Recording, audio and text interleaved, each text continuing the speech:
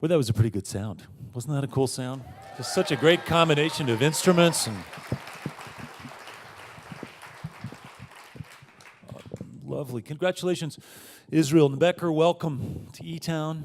Thank you. Congratulations on Blind Pilot's success. Thanks Seems a like lot. things are going well. Yeah, it feels good to be out with another album. It's been a really long time, so we're just starting the tour. Feels good. Yeah. Well, if you don't mind, I want to kind of go back to get a little background first. Maybe we could start by just telling us a little bit about Astoria, Oregon, your hometown. Yeah. It's a little town, right? It's a little town. We were talking about that you have roots to the name Astor. Oh yeah, well, yeah, but not I've never been to Astoria. Yeah, okay. Well, you should come. It's nice. It's small. It's like 10,000 people or about that. It's kind of growing now that Portland's growing. Yeah, like Boulder. and it's way out there at the mouth of the Columbia River, and it's a place your family was pretty deeply involved in the community. It seemed like. Definitely, yeah. My mom's a county commissioner there, and my dad was an artist he taught at the college there, the local college, and his studio was there in like one of the old cannery buildings because Astoria is rooted in fishing and logging industry. Right. Yeah, and it was kind of a well-known spot. Your dad's studio, right? The Upper Town Net Loft. Yeah, it's a cool building. It got whacked in a huge storm and then rebuilt it, right?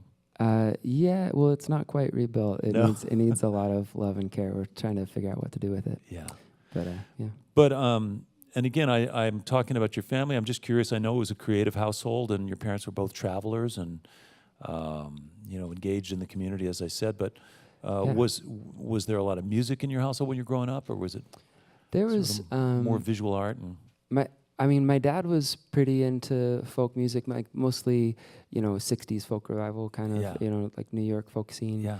And he, so there was a lot of music in that way. He was learning the banjo, the whole time that I knew him. Right. And so, he'd bring it out once in a while. Well, I'm talking about your family not only just to get a sense of where you come from, but also because this record is connected to and about and inspired by losing your dad, who died actually 2 years ago today. Yeah, that's right. And he, from what I gathered and from what I could see, he was just sort of an outsized character, really engaged and as a professor, a dynamic influence on a lot of his students, a really celebrated artist with a big impact. And you can tell us more. Obviously, your dad's name is Royal, right? Yeah. Royal Nebeker, yeah. Mm-hmm. Yeah, you've done a lot of homework. That's true. All those things. He was, it's been really great the last couple of years. A lot of people in the community have come to me and said, your dad, he inspired me to, go on with to pursue art, and it's nice how these connections, these things that we do in our lifetime, they continue beyond us and keep going. Yeah. Did you feel like you had to share him with everybody in town because he was so engaged? He was involved with the church community and Sure. teaching. And did you get enough time with him as a kid? Yeah. Yeah. He worked a lot. Yeah. He worked 2 jobs. He was a professor, and then he was like a full-on artist, painter. So he'd finish school and then go to a studio. So I remember being really excited when he'd come home. But I felt there's a beautiful connection to the cover art of your latest record, and it's a story that maybe you could share about your family tradition. That's so cool. I thought. Sure. So when I was a kid, my 2 older siblings and I. My mom sewed up these flags, and my dad painted on them. We each got our own flag, and then when we would do something generous or good, something outstanding or whatever notable, our flag would go up on the kitchen wall, and we'd get to feel really proud, like, all right, I got my flag up there. And so after my dad's death, I came across this flag, and I decided to hang it up in my studio, kind of like continuing encouragement. That was your flag from when you were a kid? That was like my Israel flag. Yeah. And so it just honestly, it kind of started as like, I thought it would be a funny inside joke if I put it on the album cover, because nobody would know it, but my flag would be at all these different places. Yeah, Like that's pretty cool. Look, I did something good again here in Cincinnati. yeah. I'm being patted on the back. I don't want to dwell on this the whole time, but I do. There was an interesting thing that your dad said in one of his interviews that I read. He talked about sort of being obscure or indirect, and I was thinking, some of your songwriting is open to interpretation. It's filled with imagery and language that isn't always obvious in terms of the storyline, Sure. leaving it open. But your dad said something. He said, "I don't intentionally obscure meaning, but I distrust clarity." Yeah. Is that something you can relate to? It sounds like him, yeah. Yeah. Yeah, I would say my dad is my biggest mentor in songwriting, even though he didn't write songs. But we had an ongoing conversation about creative process and universal qualities of it that would translate across different fields. And one thing that I picked up and mimicked from his work is that if your intention is in the right place and you are talking about something in like very personal, it can become universal if you don't worry too much about the clarity of it. Like, will people get this?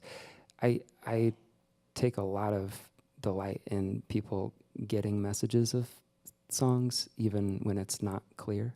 And I guess I am ultimately encouraged by that, just that art can do that.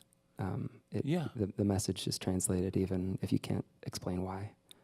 Yeah, if the emotion's there and the language invites people in to have an experience, they're gonna frame that experience based on their lives and their experience, their history, and so on. But it's cool that you set the stage for it. I just love that. I love that that guidance. I think it's pretty powerful, and it's cool that your dad and I'm sure your mom were able to influence you in that way as a creative person. That's pretty cool. Yeah. In case you just tuned in, you're listening to eTown. I'm here with Israel Nebeker from Blind Pilot. By the way, the Blind Pilot, I understand the name comes from you're seeing pilot boats in the river. Is that partly true? That's totally true. Totally true? Yeah, Ryan and I were actually in that same building we were talking about. Ryan and I were living out there when we began the band, and those pilot boats would come right past the building because the building's out there on pilings. So there's a funny story, completely unrelated to anything having to do with what we're doing right now.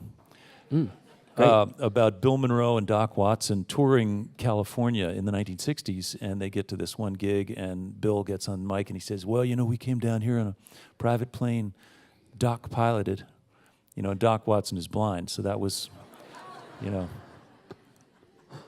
that's where I went when I heard the name of your band for the first time, Totally. Blind Pilot, of course, that's where that comes from.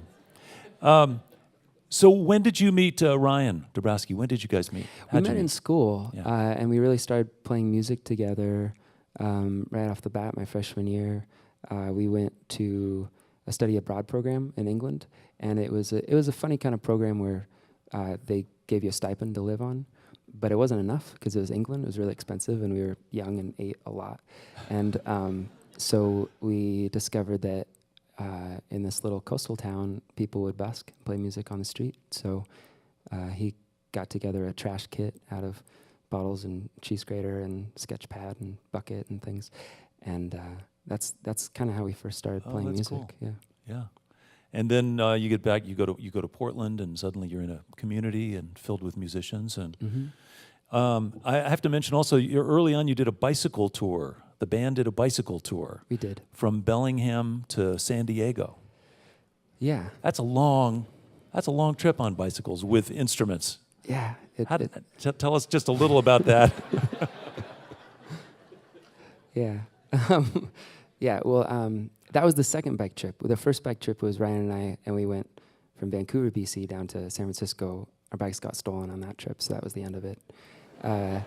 But then we recorded 3 Rounds and a Sound, our first album, and we went with other musicians too on the next bike trip. Yeah. And really, I mean, it was just, that was the beginning of the band. It was just going to be like a summer side project, a fun idea to do, just show up in towns and ask where people might play music and see how far we could get. Did you have shows lined up on your bike trip that put pressure on you? It's like, God, we got to make 50 miles today because I got a gig. It starts at 8. We didn't have many set up at all. It was more like just ride and wherever you get, find a place to play. It was. We were, and it was interesting because, I mean, it's pretty difficult to just get momentum started as a new band, and we were getting really frustrated the first half of the trip because we couldn't really get many gigs lined up. Yeah. And then we just kind of threw that idea away and just rode into whatever town looked nice and played wherever, and that worked out great. Yeah. So well, it's a great part of your band mythology. I think it's really cool. It certainly fits with the ethos around here at our little solar-powered musical mecca here. Yeah. Just before we get back to music, I want to briefly mention there's a former Boulderite who moved to Portland, is Tucker Martine, and who produced your record and worked on your earlier records too. Mm-hmm. Yeah. How did you connect? How did you and Tucker find each other? How did we first? Gosh, I don't know. It was years ago. Well, tell me. I was a big fan of Laura Veers and her her albums, and he produced all of them. Yeah. That's maybe why. Yeah. Yeah. And is that one of those relationships where you, no matter where you are in the process, when you get to the studio, you'll be ready to work with him and figure out the best way to make these songs, take shape, or do you show up with them already fully formed and he just helps you get them down? Right. It's more the latter, but he does things in the studio that are hard to explain. He just makes things.